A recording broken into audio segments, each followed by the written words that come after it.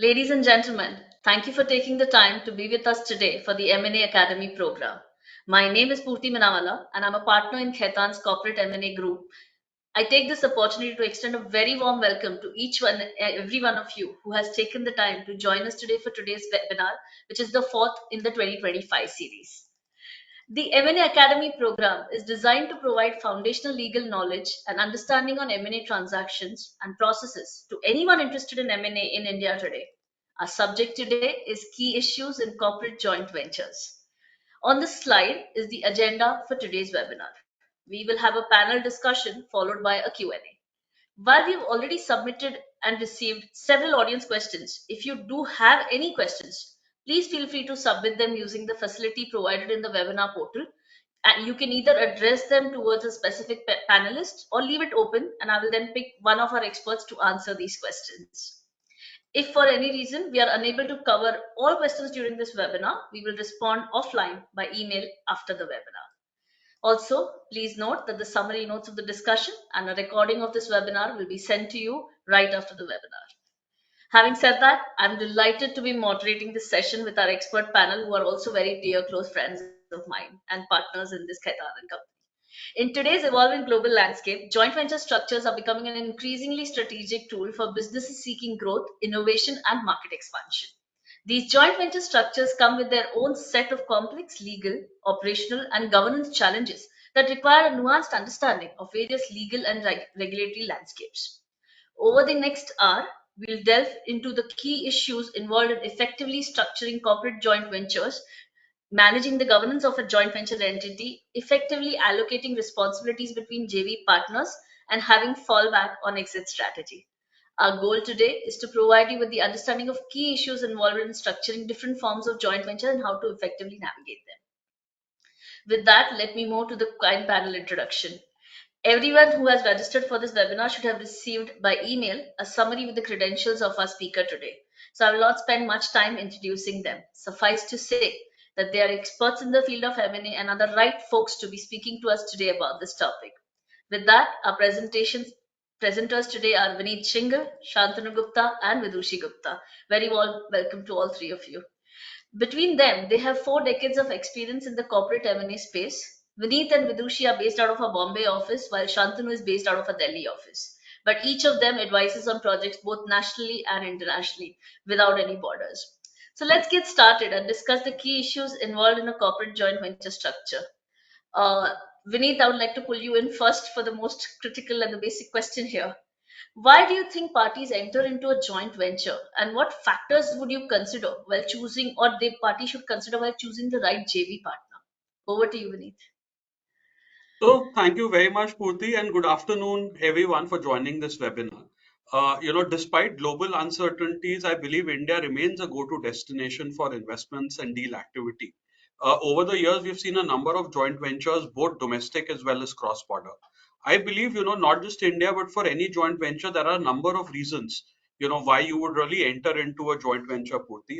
Some of the advantages of getting into the joint venture remain expertise and distribution networks of the local player, brand and goodwill, as well as an understanding of the various rules and regulations of a market which the local player has. Further, international players may want to test the market before they want to enter the local market, and want to share the risk and costs associated with new projects, before getting into large investments to reduce their financial exposure. And a joint venture with a local player gives that very same exposure to them without taking that risk. Also, for both the local as well as the international player, it allows combining of complementary strengths, resources, expertise, and technology for competitive advantage and innovation, achieving economies of scale, and being more efficient to accelerate the growth of the project. For the local player, also, it has potentially the advantage of growing globally through the JV partner, especially if it is a well-known JV partner outside India, with a number of distribution networks which the local partner can jump upon. In terms of choosing the right JV partner, I think there are two critical aspects to consider. The first is really the background of the JV partner that you're getting into the JV with, right? It is really important to understand what the JV partner is doing, right? Their background in terms of any other disputes which they would have had in other joint ventures that they would have entered into, their standing in the market, their goodwill and ability to monetize services and products in India, their technical know-how and growth, and the ability to grow. I think that is exceptionally important even before you do any other form of diligence or get into any other form of requirements. It is important to know who the person is going to be. And the second, and this is more from an India perspective, is FDI, which is our foreign direct investment compliance, to really see, what sectors are prohibited, what sectors require government approval, and what sectors are under the automatic route. I think that really determines the scope of where you kind of really take your JV forward, and the considerations around negotiations, etc. So I think with that, Purti, I would say that these are some of the things that you should keep in mind while getting into a JV initially. Thank you. Thank you so much, Vineet, for the kind insight. I think all of us have used this analogy of treating JV like a marriage, and choosing the right partner is the key essence to a successful marriage. With that in mind, Vidushi, what do you think is the most suitable structure for a joint venture? Well, Vineet did explain, and specifically focusing on something that Vineet said towards the end, that there are these specific sectoral restrictions, vis-a-vis there are regulated sectors also. How do you focus in these differences while structuring a JV? What would be your suggestions in this regard? Right, Purti. So once we have chosen who the joint venture partner would be, the second most important question, like you mentioned, would be what would be the suitable structure. When we talk about structure, broadly speaking, there are two types of structure. One is the incorporated one, and the other one is contractual relationship. So when we say incorporated JV, it can again be classified into two. One is where the joint venture partners incorporate a new entity, and the other one is where they invest in an existing entity. And when we talk about business relationship, that's broadly driven by contractual relationship. It can take the form of a development agreement or a collaboration agreement, and there is really no fixed rule as to which structure would be more suitable. It really depends on what the parties are looking at. Certain determinate factors could be what is the timeline of joint venture they are looking at, or the ownership and the kind of control they are looking at. To give you an example, recently we advised 361 on their joint venture partnership with UBS. There, the parties thought that a business contractual relationship would be more suitable, and when we looked at all the possible permutation combination, strategic collaboration was the right form. And this brings me actually to your next question. This particular transaction was in financial services sector. Of course, we have to look at additional factors when we are looking at regulated sectors, because one key thing is that most of these structures require regulatory approval. And the threshold for that may vary from 5%, say in a banking sector, to 50% in, say, stockbroking. So that regulatory approval becomes very important when we are looking at what is the right structure. In addition, there could be certain other conditionalities. For example, certain regulators have some limitation on kind of funding. Most likely we have seen debt funding is limited. So we have to figure out what would be the right type of instruments we can look at in case of that joint venture. So of course, like you mentioned, in all regulated sectors we have to look at more nuanced type of structuring, I would say.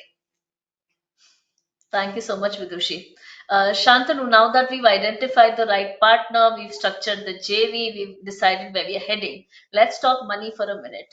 How do you think we structure capital contributions and funding obligations in a JV? And most importantly, most commonly asked question is, can you actually use non-cash considerations for the purposes of these capital contribution? Thanks, Purti. Good afternoon, everyone, and thanks for joining. Yes, Purti. So when it comes to structuring capital contributions, there are three key considerations. Number one is the proportionality of contributions. The second is the timing in the form of the contributions, like you said, whether cash or non-cash. And the third is the establishing mechanisms to address defaults or additional funding needs if necessary. Okay. So let's take it one by one. One is where the contribution by JV partners is usually split into two parts. So one would be your initial contribution and then subsequent contribution. When it comes to initial contributions, the joint venture agreements, the parties would agree on, this amount each partner would contribute initially. Usually, it's often the initial capital required for the JV to start the business and to fund its immediate fund requirements. Subsequent or future contributions in the JV may include optional contributions where partners can voluntarily choose to provide additional capital, or say even mandatory contributions where the JV partners are mandatorily required to provide additional capital for, say, specific projects or needs. JVs involving mandatory capital contributions typically provide the total commitment per JV partner, the payment schedules, any milestones to such contributions. Now, when it comes to funding mechanisms, Vidushi briefly touched upon it, but look, there are three ways you can really fund when it comes to cash, right? So one could be, direct cash injunctions with in exchange for equity or equivalent ownership interest in the JV. Interestingly, from the Indian exchange control regulations perspective, instruments that are compulsorily convertible into equity are considered as, equity and not the otherwise. Second is your shareholder loans. Shareholder loans are usually, be basically being partners providing loan to the JV with agreed upon terms, such as the interest rates, the repayment schedules. This would even include, instruments that are not compulsorily convertible into equity, such as optionally or non-convertible preference shares, which are considered debt, right? And the third, of course, is, the JV may decide to just seek external funding, such as, a bank loan or a grant, with, of course, guarantees back from one or all the JV partners. When it comes to default remedy, this is really relevant where there are mandatory capital contributions by JV partners. Well, remedies would include an automatic dilution of the stake of the non-funding partner, a forced sale of shares to the funding partner at a discount, or the third is just conversion of the unfunded amounts into debt. The next question you asked was whether we can do non-cash contributions in JVs. Yes, of course. Non-cash contributions usually involve, contribution of assets such as real estate, equipment, inventory, or even intellectual property or services, right? This we've usually seen in India in technology-driven JVs, where one JV partner and typically usually the foreign investor would provide technology, and instead of the license fees in cash, they get shares in consideration for provision of such technology. Importantly, and well, obviously, for non cash contributions, parties usually carry out a fair market valuation process to ensure equitable valuation, thereby ensuring transparency and fairness in the contribution. Over to you, Purti. Thanks, Shantanu. Vineet, in the interest of fairness and transparency, Shantanu did discuss that somebody is bringing capital contribution was all about money. But a good successful marriage will not be about the bread earner being holding all the power, right? So, how do you balance decision making and voting rights to strike the right balance of control among the JV partners? No, great, Purti. I think I really like the analogy you mentioned, and the decision making between spouses is not very different from the decision making between JV partners, right? And to be honest, I think this is one of the most important aspects in any M&A transaction, especially a JV. You may put in the capital, you may have the resources, but unless you're willing to sit together in good times and bad and really discuss, the decision making responsibilities and who's doing what, the JV is not going to be successful. So I think, really the governing and voting rights in a JV are really largely dependent on, the shareholding percentage that each JV partner has. Right? What is the contribution they're bringing in, and what are the roles and responsibilities towards the project that they are working on? I think as a first step, it is important to determine the representation in the company's board of directors. How many directors are going to be appointed by each of the parties? Are there going to be independent directors on the board who are going to keep a check on the decisions that are being taken? What is the procedure for appointment, the termination grounds for any director to be removed, right? The quorum requirements in terms of decision making. I think what is important is, especially in a JV, to have a balance in terms of the representation of both parties, so that both parties feel comfortable of being part in the JV, and getting in the right people who have the right acumen to make those decisions, the right background. I think so that is exceptionally important. The other one I would say is implementing checks and balances on each of the parties. You really don't want one party to play ball, and therefore it is important to have effective approaches to kind of ensuring that balance, which means that you could have specialized committees for something like a nomination and remuneration, right, for the directors or the senior manager personnel, which will have representatives from both the joint venture partners. There could be independent observers and overseers who are looking at the operations. This I have largely seen, in the case of accounts, where you'll have independent audits being done, right? Like when you have the large statutory audit, but you have internal audits being done by one of the JV partners to really see what is, the business where the amounts are being spent. That becomes exceptionally important in the case of the JV that you're looking at. The other one, which is exceptionally important, which we've seen, and especially this would be for critical matters, is to have veto arrangements, right? And therefore, like under the Indian Companies Act, resolutions can be passed either 50% plus one share or a 75% level. But at times, you may want a situation where a resolution is not approved or a business is not undertaken or changes made without the positive consent of both the joint venture partners. And therefore it is important to ensure that what are those critical matters for the JV for which you need consent of both the partners. Therefore, what becomes important is a blend, like you would see in a marriage, a blend of what works well, a blend of where you really need to sit down and take decisions, have your senior folks in the JV to come and talk at times, right? At times the directors may be taking calls, but you may need JV partners to get involved at times. So it's important to understand what the objectives are, and have those checks and balances to ensure that no one party is really taking decisions without the other party being in the know of what is happening. And therefore, at the end of it, again, in terms of decision making, and my colleagues Shantanu and Vidushi are going to take this later, is deadlock, right? Which becomes exceptionally important. Like while you're ensuring what is decision, you should also kind of take into account the fact that if things go wrong, then what is it that the JV partners are doing, right? And therefore, for me, what is important is to provide for deadlock resolution mechanisms upfront. And therefore, Purti, that I would say is the sum and whole of balancing key decisions, having representation of both the JV partners, and having a mechanism to ensure that if there are any issues in the future, they can be sorted out between the parties without necessarily needing to go to court. Thank you so much, Vineet. Vineet has already set the context briefly, Vidushi, for the most scariest word in a JV, which is a deadlock. People see it as the end of the road, and deadlock equals divorce. But can you throw some more lights on what is a deadlock and what are these cool terminology that we keep listening to? Gin and tonic, Russian roulette, Texas shootout. What do you think are the different types of deadlock resolution mechanism that you would just explain us a little bit more? Sure, Purti. So, like Vineet mentioned, deadlock is when there is stalled decision making. Both the partners cannot reach a consensus on any particular matter. So, that is called deadlock, very simply put. And like you mentioned, deadlock resolution mechanisms become very, very important.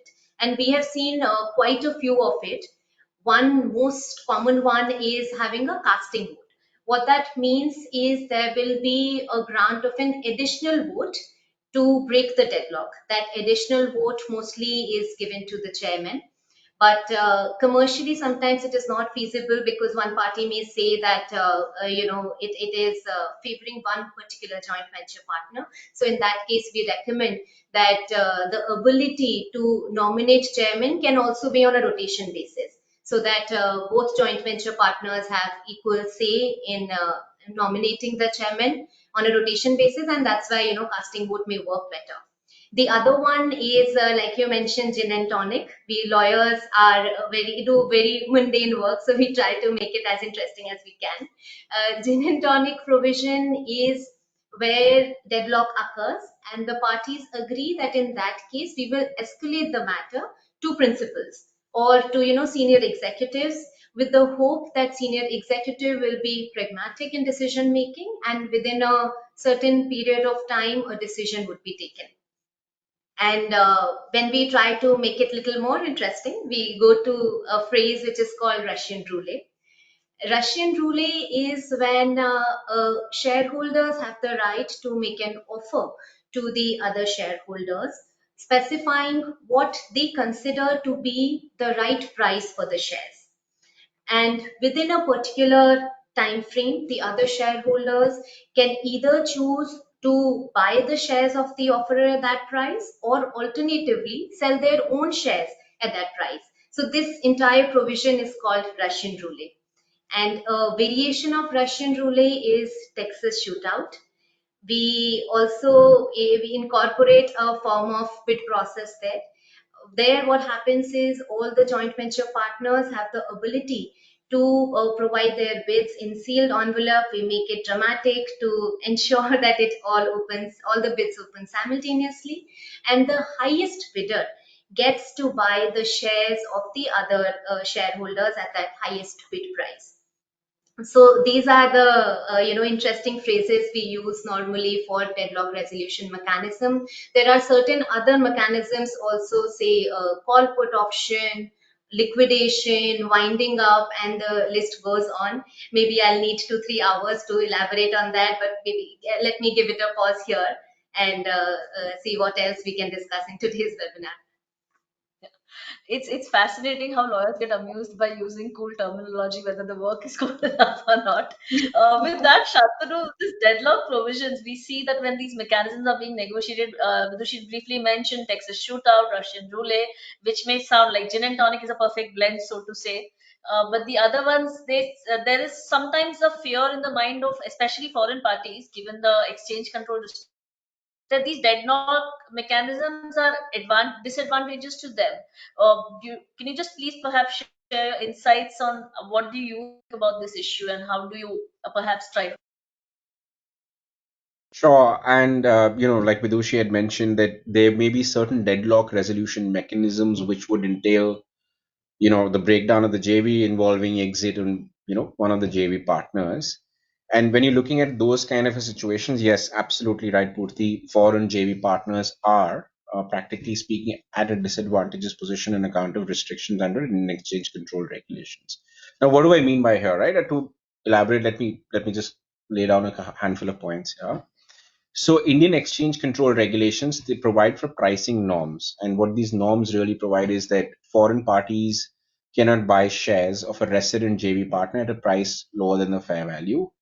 And vice versa, when they're selling shares of their own shares to a resident partner, then they must sell at a price which is higher than the fair value. So what this they must, so sorry, the other way around. So when they're selling shares to a resident, the resident must buy it at a price which is lower than their fair value. So therefore, the other point is that the Indian exchange control regulations, they prohibit a short return or exit guarantees for foreign investors. So you can't have an option of a fixed price put option provided to a JV partner where they can exit at a particular price, and therefore what this really means is this needs to be structured as well.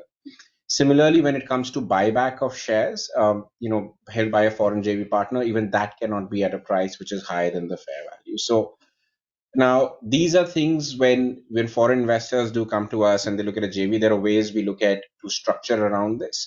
Some of the ways we do it is when we advising foreign JV partners, we provide for free assignment of rights and obligations of the foreign JV partners under the JV agreements to be able to assign it to their agreement to their affiliates or friendly third parties to procure. If such rights cannot be enforced by them, they have the freedom to use these affiliates of friendly third parties to enforce such rights. What we also do is, we have this further assurance clause. We work towards making it more robust to ensure that, look, tomorrow, if any approval is required to give effect to this exit mechanism, then both parties will undertake all such actions necessary, including obtaining approval from government authorities for the enforcement of the rights of the non-resident JV partner. You're in mute, Purti.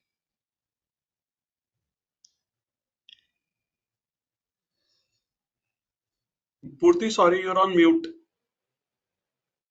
Sorry. Thanks, Shantanu. I think we've discussed everything possibly we could about deadlock, and thank you to all three of you. But Shantanu, let's stay with you for a minute while moving away from the topic of deadlock. There is a very serious question that we get each time. How do you ensure that there's operational flexibility in a JV without diluting the governance provisions? We've discussed something above. We have some matters assigned. We need discussed it. Vidushi explained it. But how do you make sure that there's an operational flexibility without diluting these example, a CEO or as I said, external CEO, professional CEO will want to make timely decisions without going to shareholders each time. So how do you achieve the both? Striking the balance is the perhaps the right question. Oh, absolutely. Look, like in any JV, the members of the board of the directors usually are not involved in day-to-day operations. It's actually the management team which is running the company, right? So, or the JV here. So, and usually how it works is they are responsible for these day-to-day matters, and usually they would report to the board or the CEO when I'm talking about management team members other than the CEO. So usually we see a joint venture agreement. They will provide for the, some of the key aspects they'll provide for, and let me tell you, these are extensively negotiated and frankly forms the backbone of the principles relating to the day-to-day management. First is that the JV agreement will provide for the principles on which will deal with which party has the right to appoint which management team member. So if you have a management team of say 4 individuals where you have a CEO, COO, a CFO, and a CTO, the JV agreement will provide for which JV partner can nominate which of the four management team members. And then second, once that is settled, the JV agreement would also provide for the rights and powers of these management team members. Now, what this essentially would entail is, which will provide for the right to day-to-day powers, and which they would enjoy without them being required to seek prior board approval or the shareholder approval, and even guardrails to prevent the misuse of such power. Like say, for example, in extreme cases, even suspension or removal of these management team members, right? So that's one. Second is we also have this concept of a business plan and budget, right? So the management is usually entrusted with the power to develop a business plan and a budget, basically, which is the roadmap for future. And once that is prepared, this is usually approved by the shareholders, and then periodically, usually annually basis, this is updated by the management to reflect market trends and operational developments. So, and usually what happens is any revisions, any updates which are suggested typically requires of the approvals of the shareholders in case of the joint ventures. Importantly, if the joint venture operates within the boundaries of these approved business plan and budget, then while it technically does not require board or shareholder approval, idea being that idea being that the management team members have the autonomy to run the day-to-day operations, as smoothly as possible. But then another important point and related to the business plan and the budget is, the operational policies. Usually these are financial control policies, procurement standards, risk management frameworks, and authority matrices. Once these are established, the management can operate within their boundaries without really needing them to revert to the shareholders for approval on individual actions.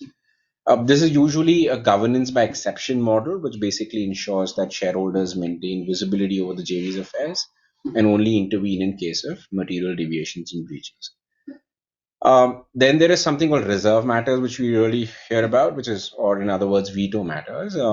These are just basically matters which require shareholder approval, and the management team doesn't have the power to decide on these matters. So, say for example, you would have routine operational matters which will be delegated to the management team or the CEO, which operating under the oversight of the board. But critical strategic decisions are escalated to the shareholders, which would require either a supermajority board approval or a shareholder consent. Some of the matters we usually see as reserve matters are matters outside the ordinary course of business, which would include change in the charter documents, further fundraise, reorganizations, any kind of a debt which you're borrowing above a certain thresholds, and even the very appointment or removal of the key executives as well. The next one is on the reporting obligations. Usually the JVCo's management is also required to provide regular reports, say monthly, quarterly, to the shareholders, which would cover financial performance, key KPIs, operational developments, and compliance matters. Idea is that this regular flow of information ensures that shareholders are kept fully informed, enabling them to exercise effective oversight without really micromanaging the JV's daily operations. And the last one, of course, is the shareholder information and inspection rights. That's to ensure transparency, build trust. Shareholders seek robust rights to access, review copy of documents, books and records, accounts, and key other documents at reasonable times. These rights are structured to enable shareholders to monitor and verify the JVCo's activities and financial health independently without them interfering with the day-to-day management. periodic financial audits and compliance certifications, and access to board and committee meeting minutes also for enhance further transparency. Over to you, Purti. Thanks so much, Shantanu. We'll just move quickly back to Vineet with the whole spouse analogy, which Vineet found very interesting. Uh, how do you think parties should address non-compete and non-solicit? We don't want parties to compete with each other in a joint venture. And what do you think should be the contours of such restrictions, Vineet?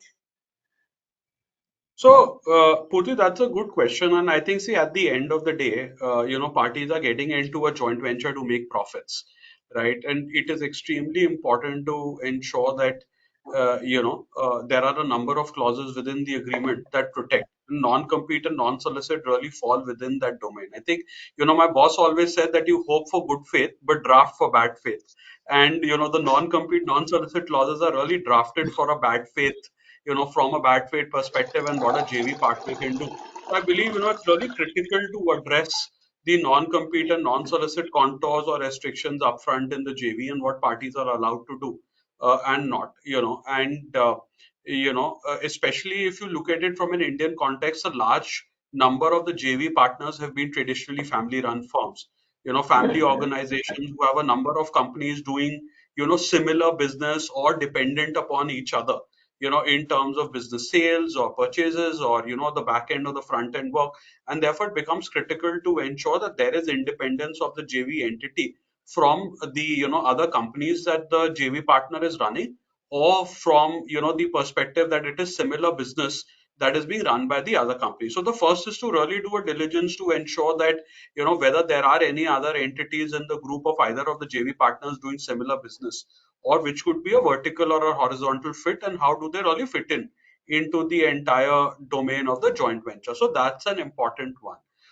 And therefore, you need to kind of provide for the non-compete or non-solicit restrictions to ensure both, protection from the business, but also protection from customers, poaching of any employees of the company, right? And this becomes more important once you exit the JV. While like it's important at the time of the JV, I think it becomes extremely important at the time of exit of the JV as well. As we move on, I think from the contours of what a non-compete could be, Purti, as you would know, Section 27 of the Indian Contract Act prohibits kind of, restraint of trade, profession, or business, which makes it a little restrictive in terms of how do you really draft these provisions and clauses. However, there are limited exceptions which we've seen in our understanding and work, whether it be in the form of goodwill, where there is a purchase along with goodwill, there is an exception. But also, we've seen a number of precedents and judgments where courts have typically enforced non-compete clauses which are protecting legitimate business interests. Right. So here in the case where one JV partner is actually doing competing business at the expense of the other JV partners, we've seen courts kind of really clamping down and ensuring the contractual provisions agreed between the parties are kind of worked upon. So that is important. Uh, I think, what are the scope that you're looking at generally would be the geographical area, right? So if you're doing a business in India, is the non-compete only applicable within the territory of India? Or is it applicable outside as well? Is it import or export as well? Does it include that?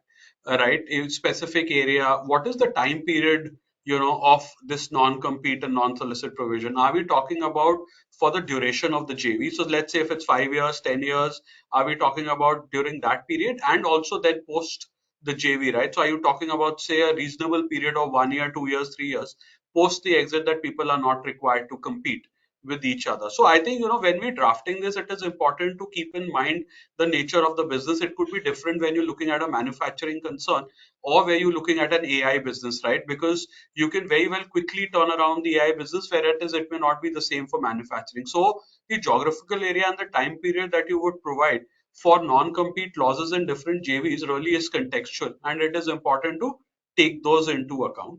Uh, I think unlike non-compete clauses, non-solicitation clauses are typically enforceable if it is within the notice period of the employees. Generally, courts have held that you can't force an employee not to kind of really get into, the business that he's been doing, because that is what he knows. So it is again important to ensure what the contours of the non-solicit are, right? It becomes extremely difficult to kind of prove that it was actually a solicitation or a poaching and wasn't done on their own accord. But I think it is important to ensure that you have like out and out clauses in the JV agreement which prohibit for really your key employees, jumping from one JV to the other and kind of really jeopardizing the entire joint venture business.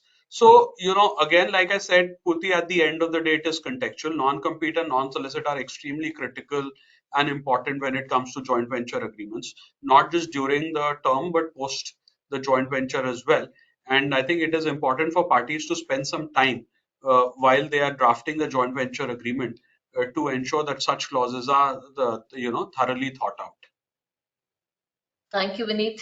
And Vineet, you did mention how to deal with it in exit, and we'll come back to you to discuss exits shortly. But before that, Vidushi, can I just pull you in quickly to understand how JV agreements should deal with change of control that happens at shareholder level, so to say the JV partner level?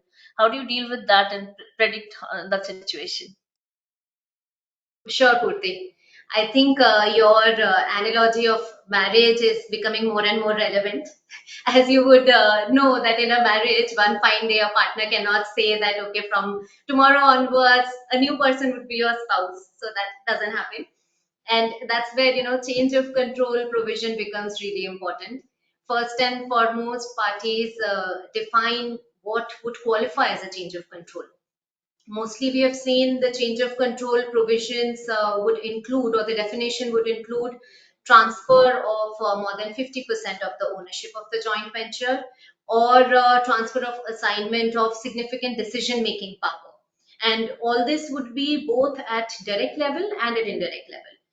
And once parties have defined what would constitute a change of control, then comes the question that how will actually change of control happen?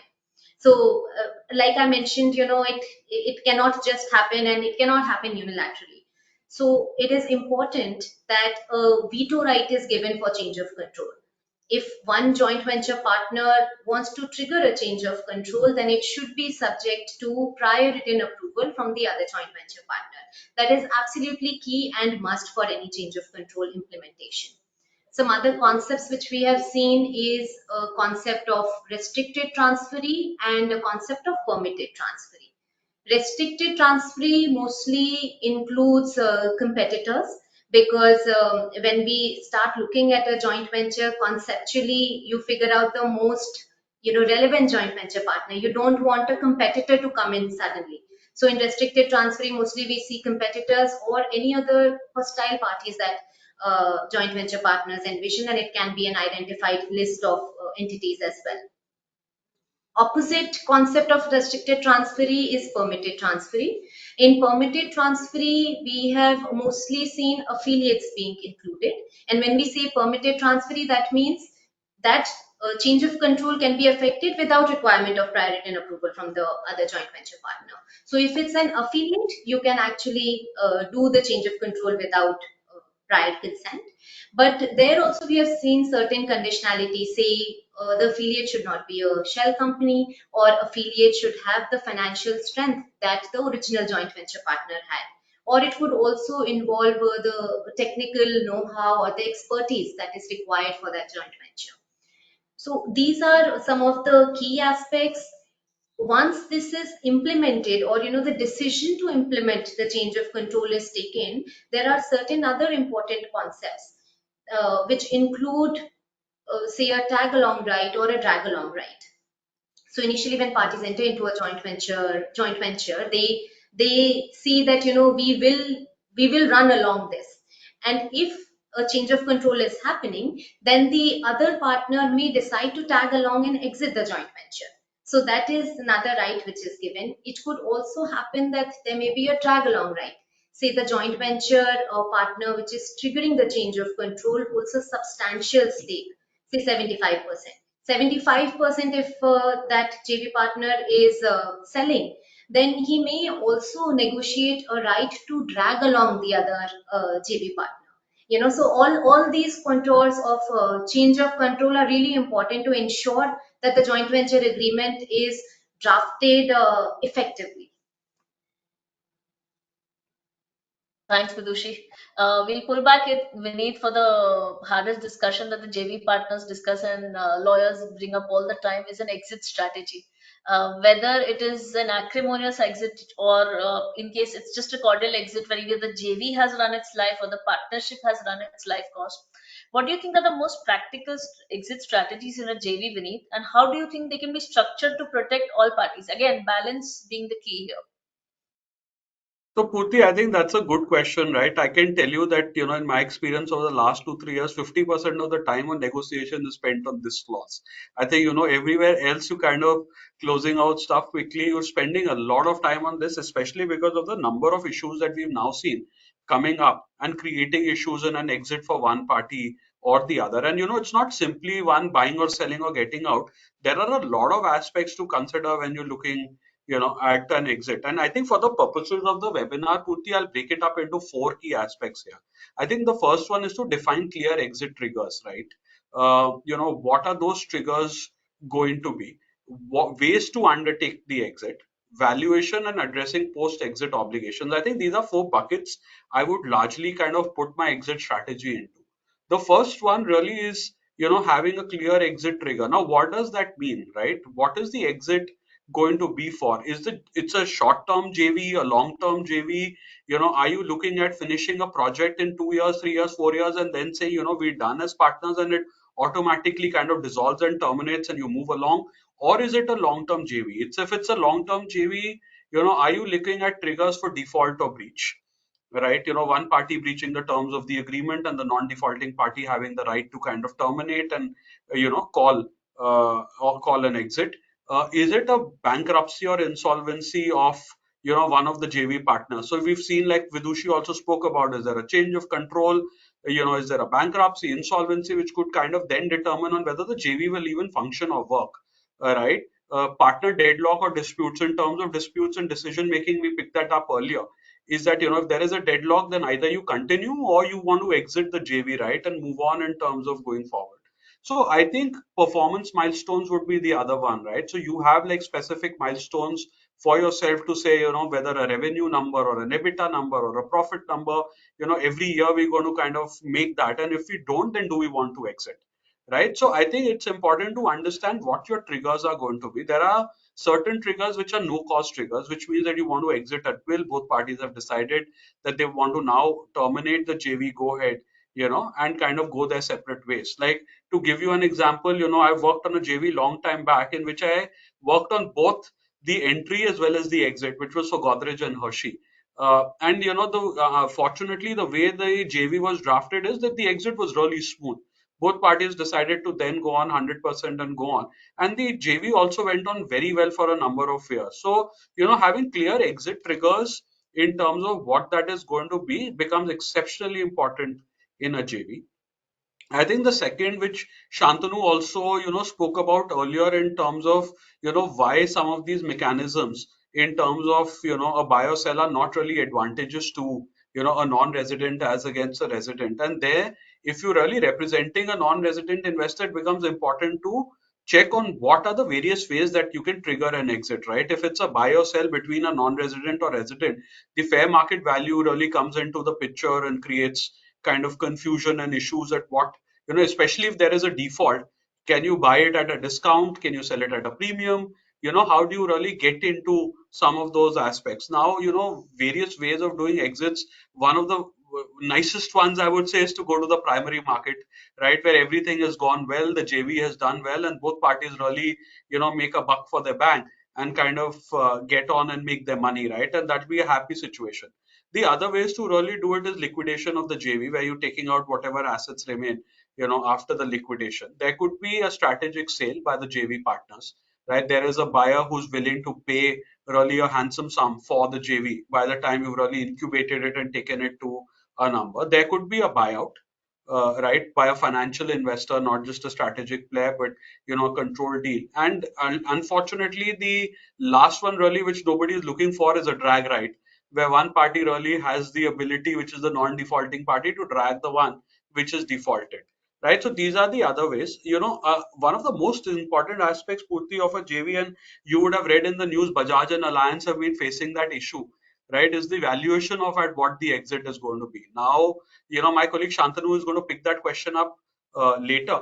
But what is important really is to understand that how do you really value the business at the time of the exit and which party gets what, right? And that is extremely important. And the last one, which we've touched upon time and again over the last few questions, is the post-exit obligations, right? Like handling of intellectual property, non-compete obligations or non-solicit post the exit. If there are KMPs or secondment arrangements between various parties, how they are going to work out. Employees of the JV, entity, what is going to happen to them. Any supply or purchase agreements that have been, especially long-term arrangements, which may have been entered into. I think those become exceptionally important as you exit a JV in terms of what happens. If the JV entity itself is continuing, maybe some of these are easy to handle. But if the JV entity is liquidating or there is really a dispute, some of these become exceptionally difficult to kind of figure it out at that point in time. So, kind of providing for it early in the agreement itself smoothens out the process. Doesn't make everything simple or easy, but it definitely does smoothen out the process at that point in time.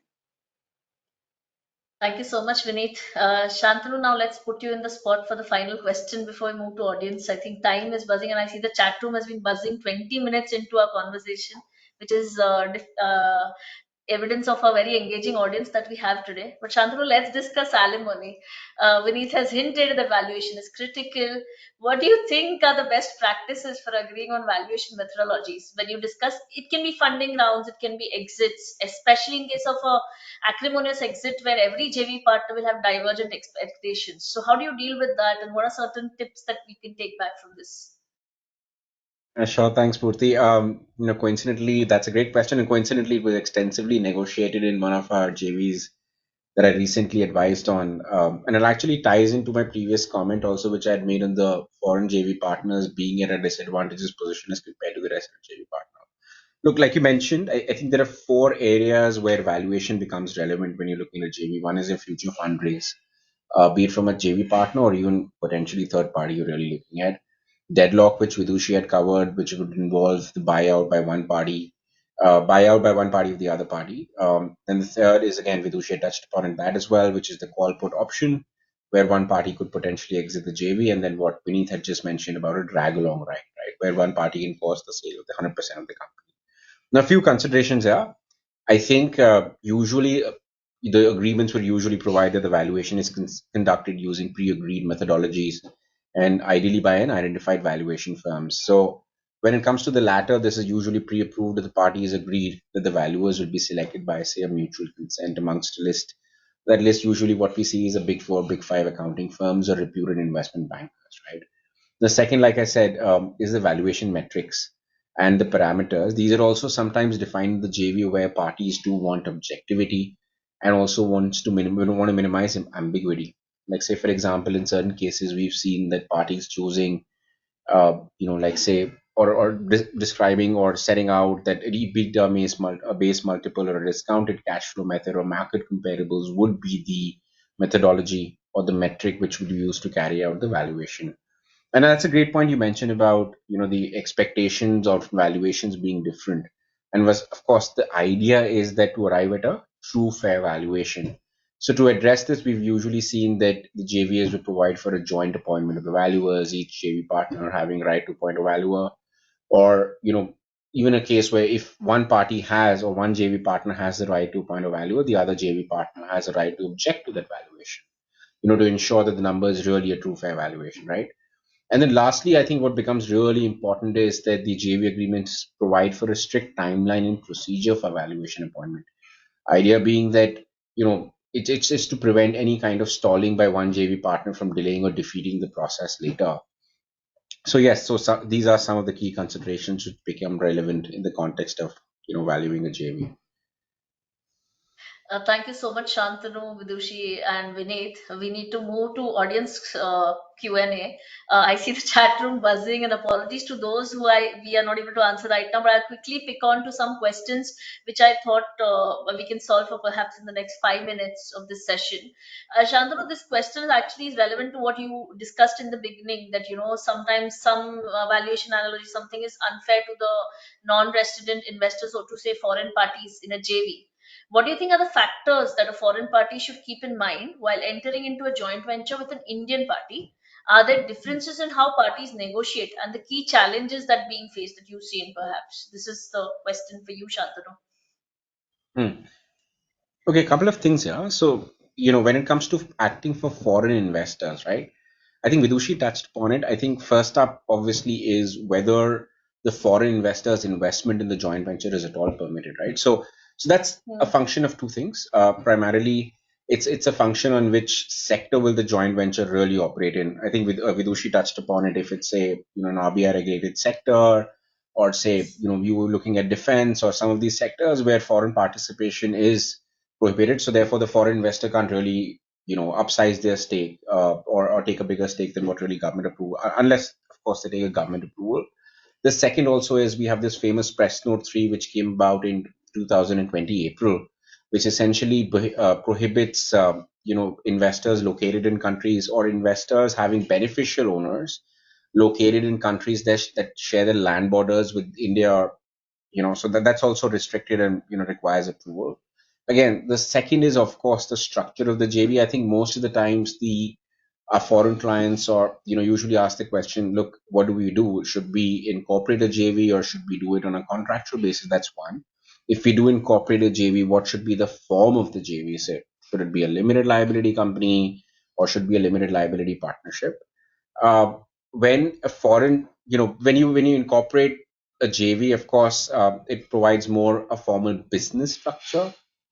Unincorporated JVs, as Vidush had mentioned, offers more flexibility, but of course it has tax implications and therefore may not be the most appropriate way to do it.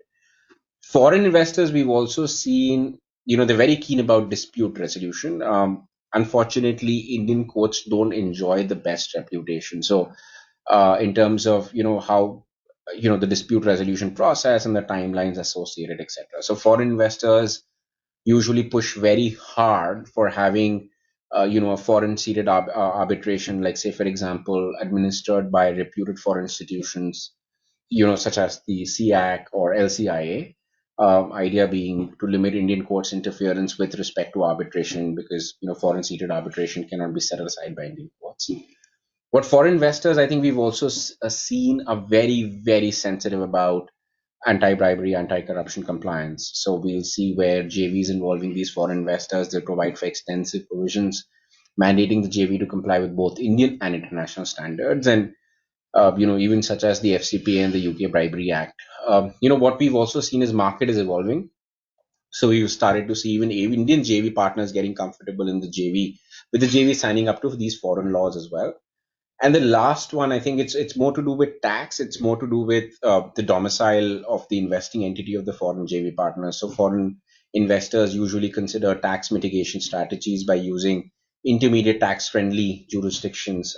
You have Mauritius, Cyprus, Singapore, Netherlands, and so on and so forth, which basically jurisdictions which offer favorable double taxation avoidance agreements with India.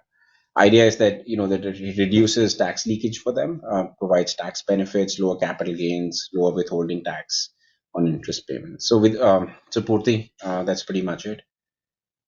Thanks, Shantanu. Vineet, there's a question that's towards you. Perhaps we not discussed it, but somebody does have this query for you. It says, how would you address IP licensing and usage of each party's IP in a joint venture? What would be the typical ways to protect such IP? Thanks, Purti. I think that's a good question, and I wished I had my IP colleagues here for this, but I'll try and answer this to the best of what I have done or what I've been involved on. Generally, we will have our IP colleagues for something where IP is involved in a JV, but again, and I touched upon this a little bit when I was talking about exit.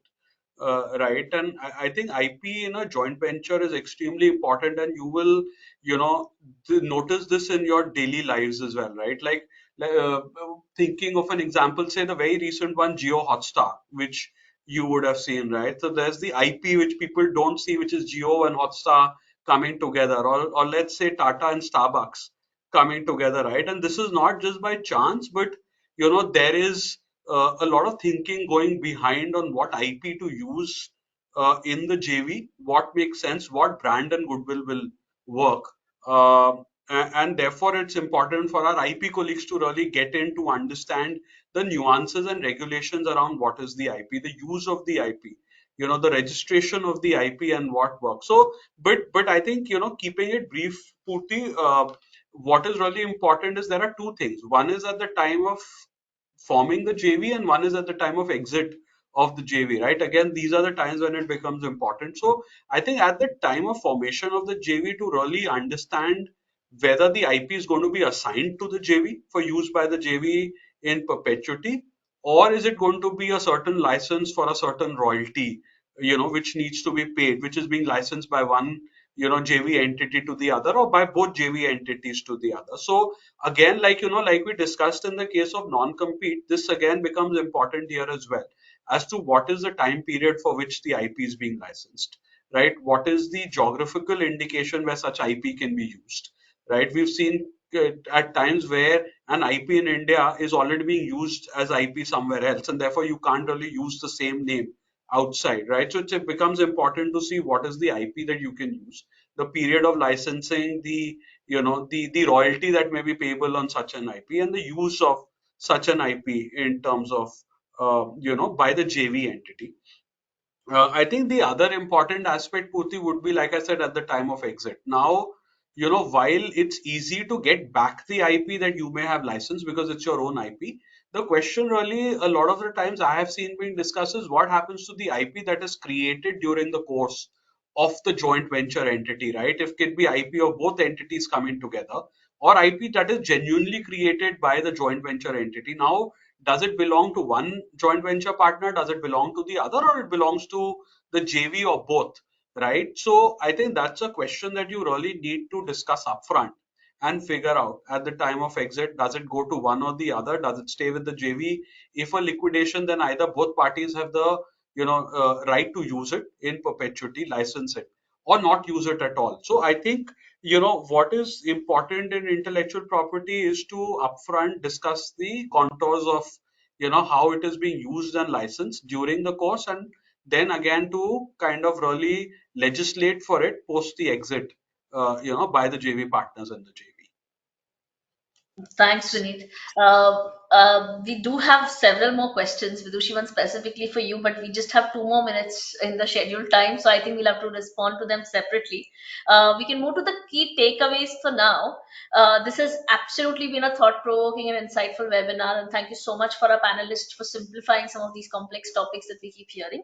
To me, some of these key takeaways from today's webinar is, of course, structuring a joint venture, which is structuring the right partnership to say to balance the legal and commercial factors, the funding of the joint venture, and how do you deal in case of defaults, what happens, and how do you ensure that this spread of control is equal rather than just leaving it to the one who's bringing in the most amount of money, so to say. The governance of the JV to facilitate management flexibility while making sure the provisions are not compromised, board representations, affirmative voting rights, reserved matters that we discussed, and of course the favorite deadlock mechanism and how to solve for it. Lastly but not least, exit planning is the key for every JV. I think all of us have learned a lot today on this topic. And over this course of our, it's been absolutely interesting to discuss the basic formation, ratio of interest, rights of JV partners, and how it's negotiated. Thank you for bringing the practical experiences in this play. With that, we'll just move quickly to the poll. Before closing, everyone in the audience, I would just like to request you to take a second to respond to the poll slide on your screen to provide us a feedback on today's webinar. Please note that we take this absolutely seriously and as part of our continuous improvement program. Prajay, can you please put up the poll slide for the audience to start sharing their thoughts with us?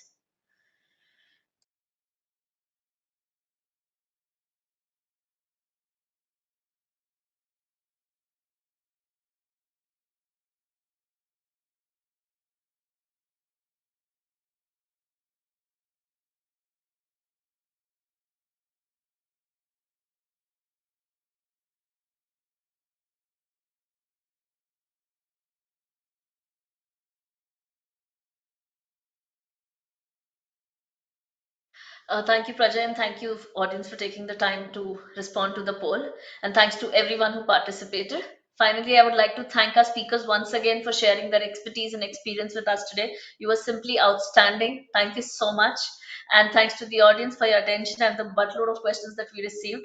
I hope you found the webinar interesting and a worthwhile investment of your time today afternoon. We certainly enjoyed bringing it to you. After the webinar, we will send you a copy of today's presentation materials, summary notes, and a link to the webinar recording. You will also receive a request for your feedback to the webinar. Please take some time to send us your feedbacks, comments, criticisms, and even compliments if possible. The form takes less than 1 minute to complete. If you're interested in any in-house training or any of the matters arising from this webinar, please do not hesitate to reach out to us. The questions and the responses will also be shared with you separately. Our contact information is on the slide. Thank you for your attendance today, and we look forward to being with you again at the Seminar Academy. Great. Thank you. Thank you so much. Thank you, everyone. Bye bye.